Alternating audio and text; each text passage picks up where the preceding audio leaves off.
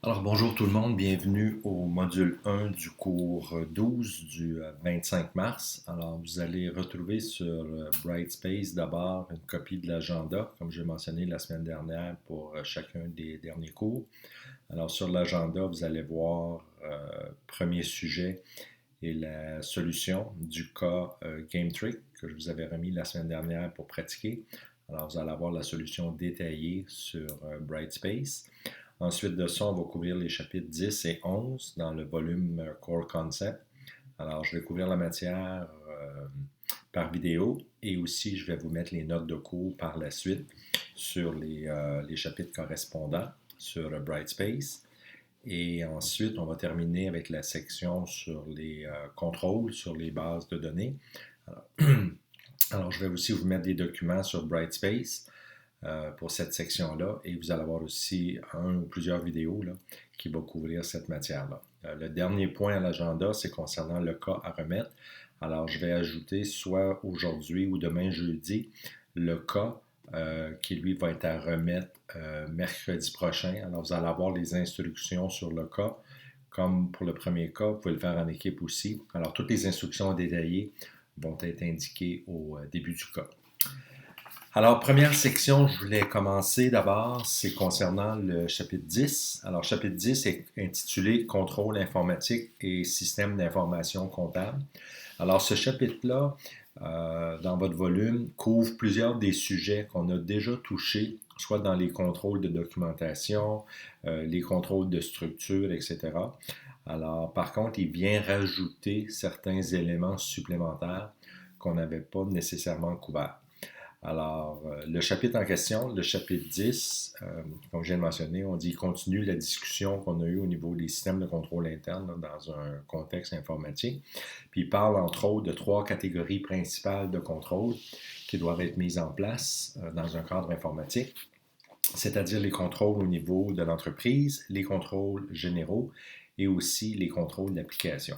Alors, contrôle d'application, on va en parler un petit peu dans le chapitre 10, on va en parler un peu dans le chapitre 11 et on va les couvrir de façon détaillée dans les notes de cours supplémentaires que je vais vous mettre sur Brightspace. Alors, première section au niveau des contrôles au niveau de l'entreprise. Alors, on dit ces contrôles-là, évidemment, on dit c'est ceux qui affectent l'ensemble de l'organisation puis qui affectent aussi l'efficacité des autres procédures de contrôle. On fait référence là-dedans beaucoup à nos fameux contrôles informels, là, ou nos contrôles intangibles. Alors, par exemple, on vous donne des situations où les gestionnaires n'adoptent pas des attitudes qui cadrent bien avec les attentes au niveau des codes de déontologie. Alors, on dit que les gestionnaires, évidemment, doivent être là pour donner l'exemple. Euh, S'assurer qu'on a des hauts gestionnaires intègres. Alors, encore une fois, qui démontrent bien l'exemple, mais aussi qui agissent dans le bon intérêt de l'organisation. Euh, on parle de l'importance dans cette section-là d'avoir un code de déontologie qui est bien compris par les employés, un code de déontologie pour lequel on communique clairement les attentes de la direction et aussi l'importance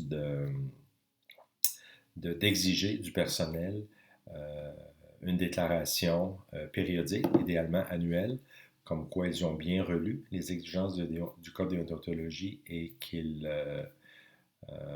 s'engagent à respecter toutes les obligations du code. Dans votre code de déontologie, souvent aussi, vous allez avoir une section au niveau de l'utilisation des ressources informatiques. Alors, excusez, souvent, on va demander aux employés une déclaration distincte concernant le respect des règles au niveau de l'utilisation du matériel informatique, c'est-à-dire par exemple les ordinateurs, les téléphones cellulaires, etc., que ça va être utilisé uniquement pour les fins du travail. Pour les nouveaux employés, normalement, on va leur demander de signer cette déclaration-là au tout début, lorsqu'ils prennent possession de leur matériel informatique, et ensuite une mise à jour annuelle. On dit qu'il y ait des règles aussi ou des politiques claires concernant la prévention de la fraude.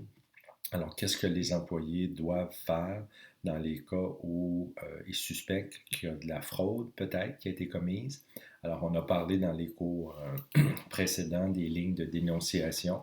Alors, c'est un bon outil pour atteindre cet objectif-là, mais aussi, dépendamment du contexte de l'organisation, pour certaines entreprises, ce serait très utile aussi d'avoir des processus de formation bien établis pour aider les employés, par exemple, à déterminer qu'est-ce qui constitue un acte illégal, la formation au niveau de la détection de la fraude. Alors souvent, on va voir ça dans les groupes de comptabilité, des groupes de finances qui sont appelés à autoriser les transactions. Alors, comment ceux-ci peuvent s'y prendre pour détecter des transactions qui seraient frauduleuses. Alors, il faut qu'ils reçoivent une formation à cet effet.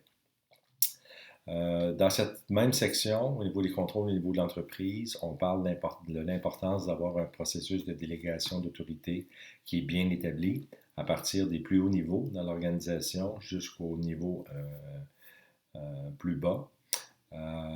Aussi l'importance d'avoir un conseil d'administration efficace et aussi et surtout un groupe d'audit interne et comité de vérification aussi qui est très efficace et qui dispose des compétences, évidemment, pour être capable de poser des questions pertinentes aux membres de la direction lorsqu'il y a des décisions qui sont prises. Alors, évidemment, pour pouvoir faire ça, il faut quand même qu'il y ait un niveau d'expertise assez élevé. Alors, tout ça, ce qu'on parle dans cette section-là, c'est ce que je parlais tantôt, c'est ce qu'on appelle l'environnement de contrôle. C'est ce qui va faire en sorte, dans le fond, que les contrôles qui ont été mis en place vont fonctionner de façon plus ou moins efficace. Alors, ça va dépendre évidemment de l'environnement dans lequel ces individus-là opèrent. On dit par la suite, il va falloir que l'entreprise s'assure aussi d'avoir des mesures de contrôle appropriées pour couvrir différents risques. Encore une fois, associé au domaine informatique. Pas uniquement informatique, mais qui couvre aussi l'accès au matériel informatique. Alors, on parle d'abord d'avoir des mesures claires en ce qui concerne les contrôles d'accès en dehors des heures normales de travail. Alors, si un employé se présente soit le soir ou la fin de semaine, quelles mesures de contrôle supplémentaires on va prendre versus cette même personne-là se présente durant les heures normales de travail. Alors, par exemple, on va demander à ces employés-là de signer ce qu'on appelle un log avec le personnel de la sécurité qui va montrer l'heure où la personne est arrivée, l'heure de départ. Dépendamment des organisations, certaines vont avoir des systèmes beaucoup plus sophistiqués où on va pouvoir suivre l'employé à l'intérieur de l'entreprise. Alors, s'il venait qu'à arriver quelque chose, on peut retourner dans des fichiers informatiques puis voir où cette personne-là est allée à l'intérieur de l'édifice. Alors, tout ça, normalement, est contrôlé via les cartes d'accès. Alors, la personne va prendre l'élévateur, va débarquer au 12e étage, qui est possiblement son lieu de travail normal. Mais si cette personne-là se dirige sur un autre étage, on va pouvoir la suivre avec les cartes électroniques. Alors, c'est des outils dans certains cas qui peuvent être très utiles. D'autres mesures concernant l'accompagnement des visiteurs. Alors, si l'employé a affaire avec des clients externes pour des réunions qui vont avoir lieu à l'intérieur de l'entreprise, ça va être quoi les procédures pour accompagner ce personnel-là ou ces gens-là pour éviter qu'ils se déplacent un peu n'importe où à l'intérieur de l'entreprise. On parle aussi dans cette section-là de l'importance d'avoir des plans anti-sinistres, des plans de continuité. Alors, ça, on en a parlé de façon détaillée au dernier cours.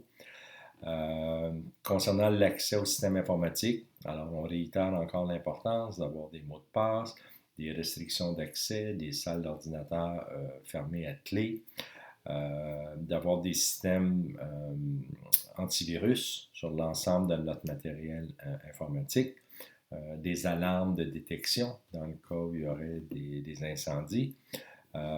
Aussi, un autre exemple qu'on n'avait peut-être pas mentionné auparavant, des déchiqueteuses pour s'assurer que le matériel confidentiel est détruit.